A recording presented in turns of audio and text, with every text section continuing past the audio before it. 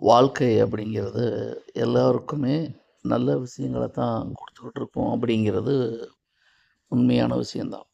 ஆனா, எல்லாரும் என்ன நெனைக்கிறோம்னா, நம்ம நெனச்சப்பலாம் வாழ்க்கை புடிச்ச மாரி அமையணும் அப்படின்னு எதிர்பார்க்குறாங்க. மனித ஜாதகத்த பொறுத்து, அதில் உள்ள கிரக அமைவுகள பொறுத்து தான் ஒவ்வொரு காலகட்டத்திலும் நன்மை நடக்குமா, தீமை நடக்குமாங்கிறது முடிவாகும். நம்ம நெனச்சாலாம் எதுவுமே நடந்துராது. உங்களுக்கு உதாரணத்துக்கு ஒரு கார் வாங்கணும்னு அமைப்பு இருக்கு. கையில காசு பணம் இருக்கு. நெனச்சாலும் கார் வாங்க முடியாது. அந்த காலகட்டம் வந்தா தான் கார் வாங்க முடியும். இப்ப கையில காசு, பணம் எல்லாமே இருந்தாலும் நெனச்சது எல்லாத்தையும் நடத்தி வைக்க நம்மனால முடியாது. அது ஜாதகத்துல இருக்கக்கூடிய அமைப்பு தான். ஆனா சில பேர் என்ன பண்றாங்கன்னா, ஏதாவது ஒரு வருத்தங்கள், கவலைகள் வந்தாங்கன்னா ரொம்ப நொடிஞ்சு போயிடுறாங்க.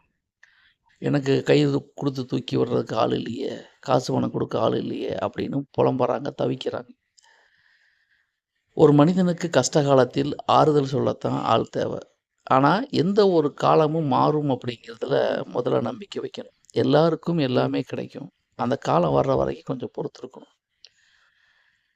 "தீதும் நன்றும் பிறர் தர வாரா" புறநானூற்று கூற்று. இந்த கூற்று பிரகாரம் உங்க வாழ்க்கையில எந்தெந்த காலகட்டத்தில என்னென்ன நடக்கணும் இருக்கிறது அப்படிங்கிறது கர்ம ரீதியாக உங்கள் ஜாதகத்தில் பதியப்படுகிறது.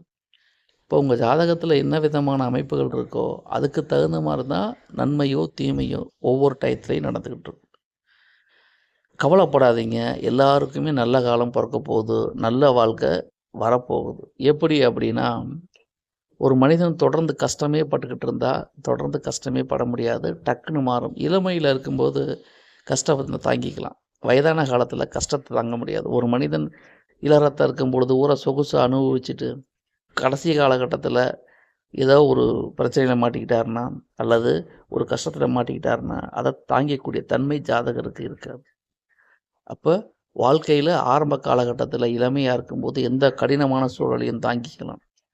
ஒரு மனிதனுக்கு வயதான காலத்துல தான் நிம்மதி, சந்தோஷம் எல்லாமே தேவை. அதனால இப்போ கஷ்டப்படுறீங்கன்னா, பிற்காலத்துல கண்டிப்பா நல்லா இருப்பீங்க அப்படிங்கிறது எழுதப்படாத உண்மை. நிச்சயமா நடக்கும். நம்ம ஆளுகளுக்கு பாசிட்டிவா காட்டிலும் நெகட்டிவான விஷயங்கள் தான் மைண்ட்ல அதிகமா போகுது. எந்த அளவுக்கு மனத நேர்மறையா வச்சுக்கிறோமோ, அந்த அளவுக்கு வாழ்க்கை நல்ல விதமா இருக்கும் அப்படிங்கிறதுல யாரும் கொஞ்சம் கூட சந்தேகப்படவே வேணாம். மைண்ட வந்து ஏன் சார் நீங்க நெகட்டிவா வச்சுக்கிறீங்க? பாசிட்டிவா வச்சுக்கங்க. நான் ஜெயிக்க போறேன். நான் வேலையில சாதிக்க போறேன். நான் வீடு வாங்க போறேன். கார் வாங்க போறேன். பெரிய நபரா வரப்போறேன். எல்லாரும் எனக்கு மரியாதை குடுப்பாங்க. சமூகத்தில எனக்கு நல்ல அங்கீகாரம் கிடைக்குது.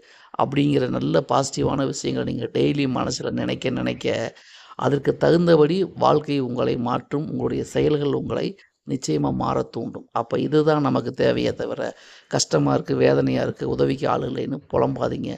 யாரிடமும் உதவிகளை இந்த காலத்தில் எதிர்பார்க்க முடியாது.